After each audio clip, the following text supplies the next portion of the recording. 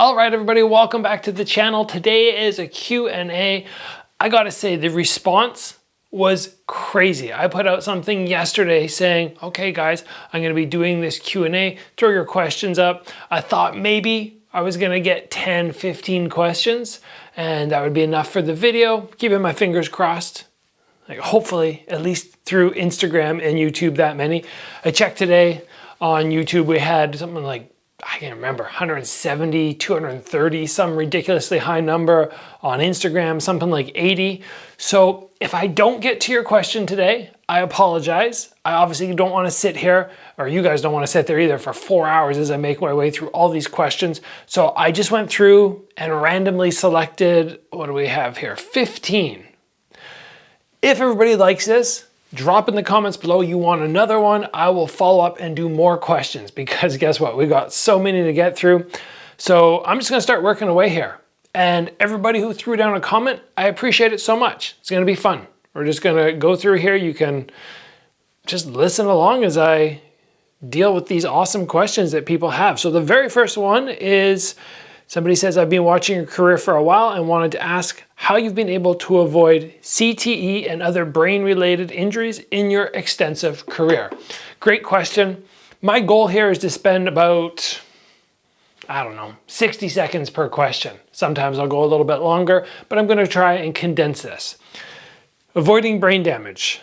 Number one, work on your defense. Right? If you go in and you're strictly offense and you do not have that confidence in your defense, you're going to get tagged too many times, and that's going to be a massive element of why you end up with head injuries. In addition, you can make sure that you're trying to minimize your sparring and the intensity within that sparring. It's not always the fights. People think, oh, these fights have been so damaging on the athletes. It's not necessarily that. It's all the rounds you do leading up to the fight. Stop and think about it. A fight is what, 3 or 5 rounds? How many hard rounds of sparring did you do for that? Do you times it by 10? Do you times it by 20? It depends on the person and how hard are you sparring. So be aware of that. Try to tone down the intensity so not every time you spar it's hard. Has to be like that sometimes. In addition, if you do take impact, try to make sure you take the proper recovery time. There is not a whole lot known right now about CTE, the damage that we can take, to the extent you think there might be. Like a lot of times you go, oh, there's science out there, they have answers for everything, but they don't have all the answers on this. The best thing you can do is if you feel like you took a shot, don't go back in and spar again right away, because if you take a second one, brain damage is cumulative. And you just want to avoid that. You want to make sure you're recovered. I won't answer all the questions on it, but in general, I've avoided it because my defense has been good. Don't forget, I'm dropping a defensive course early in 2024. I'm so excited about that. It's going to be, I believe, a one-of-a-kind course. Nothing else like it that's around because people don't just focus on it enough. And before we get into the next question, I want to remind you guys that we're in the middle of a giveaway. You can get entered to win a Karate Combat gi and Karate Combat fight shorts. All you have to do is click the link in the description below. I'm gonna package these up just after Christmas and send them off to the lucky winner. Here we go, next one. Can you please talk about the ways martial arts has benefited your life? And also if you would do anything along the journey differently given the chance. Also, will you ever spar with Wonder Boy? How has it benefited my life? I mean, in so many ways, but if I was going to dial in, let's say 3 massive ones, which right now I just go, oh, thank you, martial arts. Thank you for this lifestyle. Number one, confidence. Confidence goes so far in life. It doesn't mean you need to be a jerk because you're confident. It just means you can walk around and you're happy with yourself. You don't need to be somebody you're not. In stressful situations, you can deal with them because you've been used to that. From the martial arts experiences you've had, confidence. Absolutely love it. Obviously, just being healthy. Like just being motivated every day to be healthy. Martial arts has brought that to my life and I feel good every day. And I can't really ask for much more than that. Waking up and feeling healthy. Feeling like a person who is just so fortunate to be out there exercising every day, that is amazing. It's fantastic. And it keeps me motivated every day to continue trying to be healthy. Even as I get into my 40s and then 50s and 60s and 70s, I still want to be really healthy. I want to be in the highest percentage of people within that age bracket who are out there doing activities. I don't want to be 70 years old and bedridden. So martial arts has brought that into my life. The confidence. One other thing, let's say, I'll just go for those two. We'll go for those two right now because I want to get on to the other question. Would you do anything else different along the journey if given the chance? The one thing about that I always struggle with in the fight game is I did have opportunities and suggestions, recommendations to go into boxing, to MMA, to do that earlier. People said you're not going to make a lot of money in kickboxing. And while I've been successful in the sport, it's not lucrative. So occasionally I go, I wonder if it was the right path for me going down that kickboxing road. On the other hand, you could look and go, well, I did very well in kickboxing and I'm blessed for that. Maybe if I had gone the boxing or MMA route, I would not have been as successful. Maybe I would have got into the UFC, had a couple fights, got taken down, not got a contract because I couldn't get back up, or a second contract. So who's to say?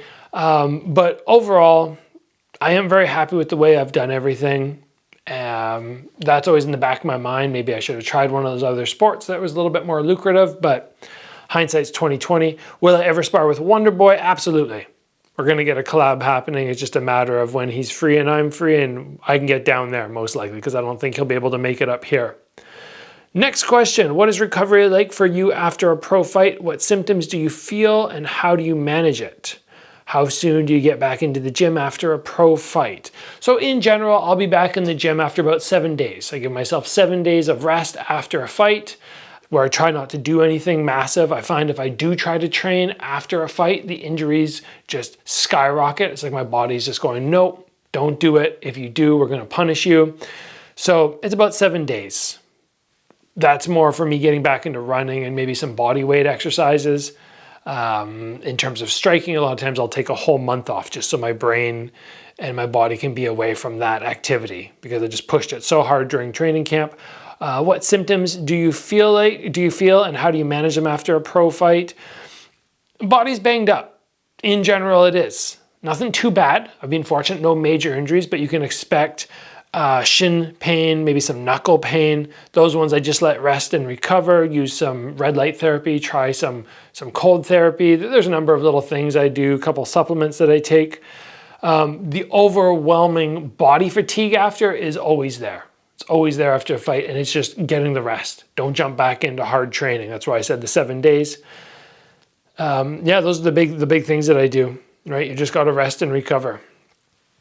Next question. In sparring, when someone throws a combination, say a 1, 2, 4, 5, I find it hard to keep calm and step backwards while using a high guard. Do you have any tips in keeping good defense while being attacked? Defense course, back at that again. I will have that out, have all the answers for you. But in general, when somebody is throwing that and you end up stepping backwards, if you're gonna step backwards, you might as well just create distance early. Like don't take a lot of shots off the high guard as you're backing up, either create distance rapidly so they miss. In my experience, if you're gonna do the high guard, you're gonna employ it, you're gonna implement that, you wanna be able to stand your ground. Because once you start backing up, the counters are so much harder to throw. How do I get a counter off as I move backwards? I either move back, I create distance, or I stand my ground and I counter shot to dissuade them from stepping forward and recklessly throwing big long combos like that in the future. Fast answer to that one. Next one, at the gym we train, we do all sorts of head movement and slipping combos. But when I'm in a match for sparring, I find myself really concerned about some counter shots. Like he's saying, if you slip, but then you get hit, and he just doesn't end up doing what he wants. That is a very common thing. I always talk about maybe a ladder analogy, let's call it. Let's say I'm in the gym and I'm like, slip, slip. And I practice the slipping motion. Then I get somebody in front of me and I'm kind of like, okay, next step on the ladder in difficulty is them throwing the shots at me. But again, it's not that difficult. We're only at the bottom of the ladder. We need to climb some more rungs before we get to that top one, which is sparring. So we need to get in there and maybe do some freestyle defense stuff where the person throws at us. We're doing counters just midair. They check the kick, throw the counter back, slip a shot, throw the counter back. We're doing those things. We're engaging with our own shots occasionally. But when they do throw, we try to engage. Or maybe as they're throwing the shots at us and we're supposed to be slipping, they're throwing body round kicks. So you got to check, you got to check, you got multiple things to think about. You're slipping, you're slipping. If that starts going really well, you're blocking the round kicks with your hands every time, you're slipping the shots, then you get them to add front kicks, then you get them to add low kicks. You're throwing back in between. We get closer and closer to what it's actually like when you spar, and that's how you get better at actually doing that. In addition, one other thing I always say is, if you're sparring with somebody and your skill level's here and their skill level's here, you're probably not going to pull it off. When your skill level's here and somebody else's skill level is here, that's the moment where you want to try new things which you can't normally pull off. You're like, I'm picking this guy apart. He's too easy. Why am I doing this? Give me somebody harder. No, try the things which you don't normally do against the guy whose skill level is up there. That's a great piece of advice. Next question, could you make a video on how to deal with sparring partners who always seem to move backwards and avoid engaging in rounds? Yes, you get somebody in the gym, you're trying to spar and they're just backing up, they're backpedaling. And because you're usually on open mats, you don't have that ability to corner them in the ring ropes. So you just chase and you're like, what the heck are we doing here? In those instances, I'm gonna try and stop being so aggressive and work on my counter shots. Because I go, every time I attack this guy, nothing happens. He just backs up. He doesn't want to engage. Work on the counters. Stand your ground. Just bait them in a little bit. Back up. Become the person who backs up. Let them start attacking. Then maybe they'll gain that confidence. They'll start throwing. Then you can go to, okay, I block a shot. If you hit them, they're probably not going to go on the attack again. And you just end up in this stalemate. So you do something and maybe you sweep them, but you don't punish them to the head. That's something which I like to do. If the person's really backing up and I'm just chasing them, it just feels like a waste of time. Next one, I've been kickboxing for a couple months, but my legs are still very weak against low kicks. Any advice on how to condition the shins and the legs? Thank you. Wuss. Yes. Good question. One that I've covered on the channel, but I'm going to do it again because a lot of people will not have watched my previous videos on that. Shins. Don't bother with the things that you see people doing, like, oh, I'm going to roll them out with rolling pins, or I'm going to take a hammer and bang, bang, bang, or I'm going to kick a tree. All stupid. Stupid things which are going to lead to long-term damage. You're going to have pain when you're older. Get on a bag that's decently hard. Not one that's like concrete, but decently hard. You feel like you can just kick away on it. It's not going to bust up your shins. Cumulative repetition on that bag of kicking and kicking and kicking is going to be the answer. This is why it does not come super fast. It takes time to build up that shin conditioning. On the low kicks, you've got to have somebody chopping you. You don't want to leave hobbling. You're like, oh, hey, buddy, can you come over and chop my legs 10 times at the end of class? You don't want to leave hobbling, but you also don't want to leave going, oh, yeah, my thighs didn't get any impact today and I feel great. You want to leave with just a little bit of soreness in those thighs. Just like, ooh, oh, okay, I can feel it. But the next day you're back and you're able to train. Do those things bit by bit, it will build up. But again, it's not a 1 month thing. It takes time. Question, do you find most other high-level fighters to be as intelligent and articulate as you? Or are there meatheads at every level of the game? I'm sure there are many, many intelligent fighters out there. Maybe not intelligent in the way that society deems, oh, this is a smart person, you know, they're book smart or they're really good at tests. But some of these guys who are able to process like a punch flicking out and go, okay, I'm going to slip to the side, I'm going to throw the uppercut, boom, boom. Oh, and I know a shot's going to come back after, so I'm going to roll. These are smart people, just in a very different way. And I've met many fighters who are very smart, like actually book smart people too. Articulate, I don't know, there are some very articulate fighters out there. Maybe in general, it's not a priority for most people, but That's fine. Meatheads, yes. There are some meatheads at every level of this activity. Once we start getting higher up, I'd say in general, a lot of high-level fighters are very, very nice people, not meatheads. There are the occasional one, but you'll probably see that more at the beginner level, I would suspect. And then as you start going up and up and up, the fighters start taking it more seriously. They start to get rid of their ego a little bit, like in different ways. They still have egos, but it's in a different way. It's like, look what I've accomplished. I'm proud of this. Like, yeah, you have to have that a little bit. So I'd say when you end up at a gym, there's going to be some meatheads there, people who want to be pro fighters but will never be. But they're still nice people usually. Next question, how important is confidence in the fight game? Have you ever lacked belief in your own abilities, and how do you deal with that? Thanks, you're awesome. Thank you.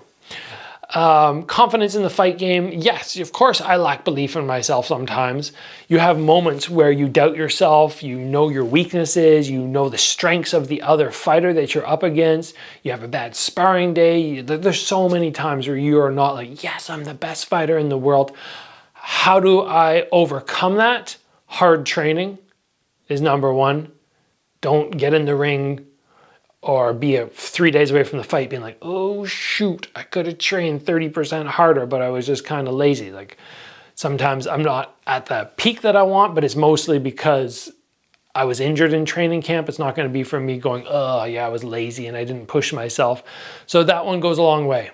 Pushing yourself hard, knowing that you're the best you can be on that day for this opponent. In addition to that, I would just say that if you lack confidence, you don't want to have an overwhelming confidence where you're like, yeah, I'm untouchable and I can't be beat. You need a healthy confidence. Like 99%, yes, I'm the man, and 1% humility, or may not be those exact numbers, but you get my meaning. A lot of confidence, but still some humility behind it. In a fight, do you think it's better to rely solely on speed or strength? Strength is interesting. It's a good attribute to have, but it's going to get picked apart by speed. If you hit like a truck, but every time you go to hit the person, they're gone. Or you start to load up and they're like, bang, bang, and then they're gone. It's not great. You need to have speed with strength, but given one or the two, I would rather rely on speed. That could just be my personal preference because I am not a big knockout fighter, and I've always prioritized trying to be fast as opposed to knock people out. But yeah, that could be very personal, but I would still go on speed. I think it is more important. Next question, Mr. Gabriel. Are you planning to retire after you get the Karate Combat belt? I do not know. I do not know.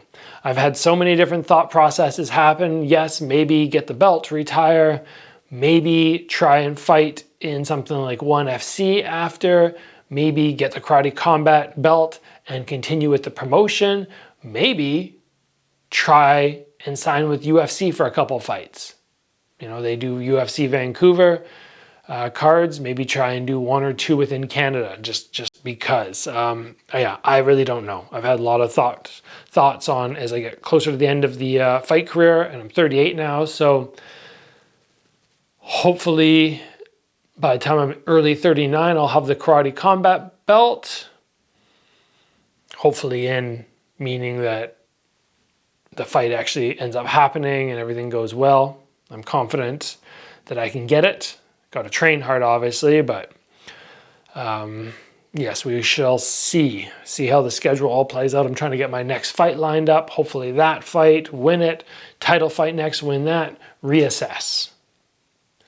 Got some good goals for 2024 right now. Just working on them. Who are your favorite fighters to study and analyze for personal skill development at the moment? Woo.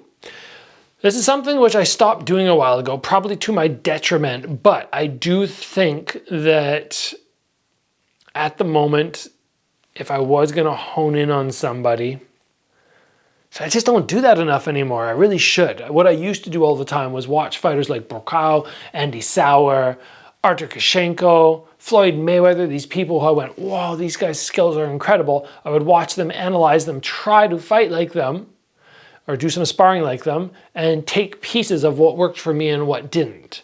Lately, I haven't been doing that so much. I sort of know my fight style now. I do occasionally try to add in more head movement, so I will watch somebody like Adesanya and occasionally try to move like him, but it's just not who I am. So if I can incorporate some element of that into my game, that's great, but it's not something that I'm doing. If in general I was going to advise somebody like, oh, go watch this fighter, let's say for kickboxing right now, I would probably say like, go watch somebody like Superbon and look at how good his legs are. If you want to watch somebody who's slightly unorthodox, go watch Chingiz Alazov. That guy is incredible. His stance switching, his ability to confuse his opponent. If you want to see somebody fire off super dangerous hands, like in good boxing combos, you go and watch somebody like Takaru. These guys you can learn a lot from. Last question for today, and then you guys again in the comments can let me know. Lots of likes, lots of views, lots of comments, and we'll do another one because I could do this like 10 times over. This is less than a tenth of the questions we had, and I'm trying to be fairly fast here. What are things you look for when fighting an opponent? That is very dependent on what moment we're talking about. Are we talking about, oh, it's early and I'm looking at fight footage on this guy? If that's the case, and we'll go to the second part of this question after, but if that's the case, it's early on, I'm going to go number one, what are his strengths? Maybe 3 strengths, 3 things he's best at. And within that, I'm going to try and spend my training camp making sure that those 3 things are not going to land on me. They're not going to destroy me. Look for 3 weaknesses. Everybody has weaknesses. You find 3 things that they're not great at, 3 things in the past where you've seen them struggle, things that you note they do incorrectly, and try and train those, assuming they fall within your own attributes. If it's kind of like, oh, I'm going to jump in there and throw a jumping spinning hook kick, that's a ridiculous example. But let's say that was the case, somebody knocked him out with that and he froze and got caught.